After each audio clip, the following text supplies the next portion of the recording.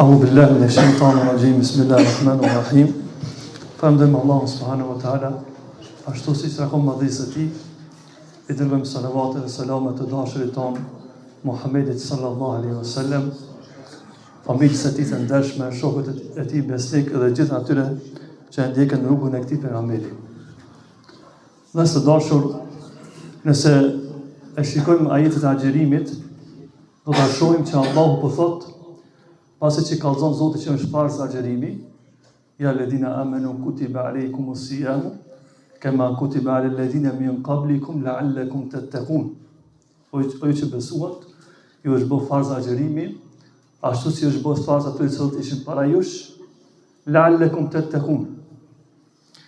Këtu e shohim urtësinë dhe synimin e agjerimit. Cila është ajo? Të bëhemi më të devotshëm, të bëhemi më takva.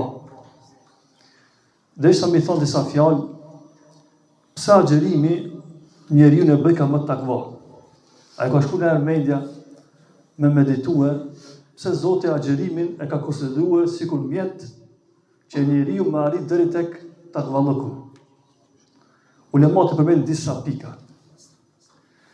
Pika e parë, thonë dietarët, njeriu agjeruesi kur agjeron e ushtron vetën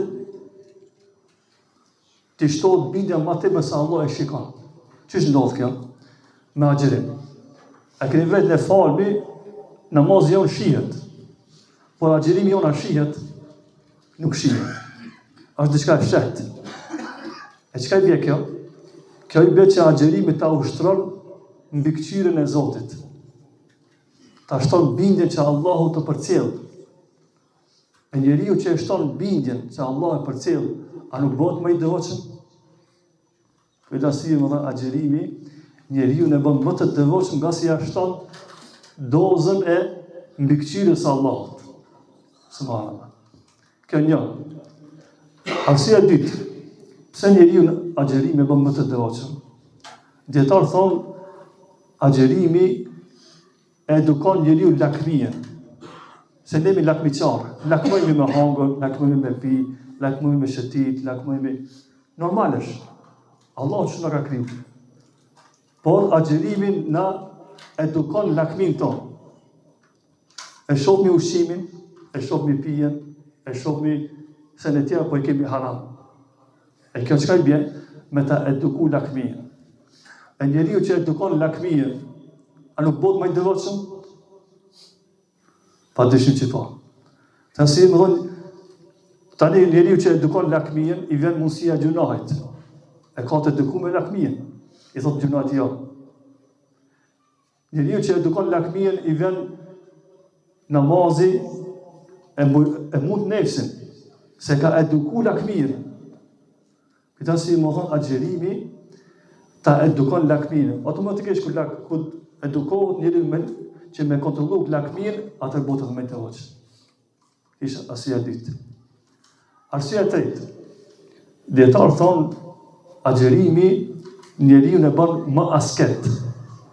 Asketizmi, zuhdi. Është një gradë e lartë e takvallukut. Njeriu mund mjaftu me pak për dunjos.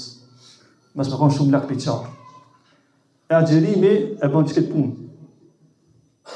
Njeriu e bën më zahid, e sheh ushqimin, pijen, e kontrollon veten. Kjo më thonë është një gradë e lartë e takvallukut. Kjo si më thonë, agjerimi Allah ka thonë la'allakum tattaqun. Se me këtë vepër, ju më thonë arrini devotshmëria. Tjetër çka? Dito kanë thonë agjerimi, njeriu e bën më takva për shkak që bëhet muhsin. E keni dëgjuar hadithin e pejgamberit sallallahu alajhi wasallam, kur shkip pejgamberi sallallahu alajhi wasallam, çka është ihsani? Që ka thonë pejgamberi? Ka thonë an ta'budu Allaha ka'annaka tarah, fa in lam takun tarah fa innahu yarak. Hadithi Gjibrilit. Kuptimi i hadithit është ta adhurosh Allahun sikur ti e sheh. Edhe pse ti nuk e sheh, ai të sheh ty. A nuk ta edukon agjerimi këtë bindje? Ti agjeron, njerëz nuk e din.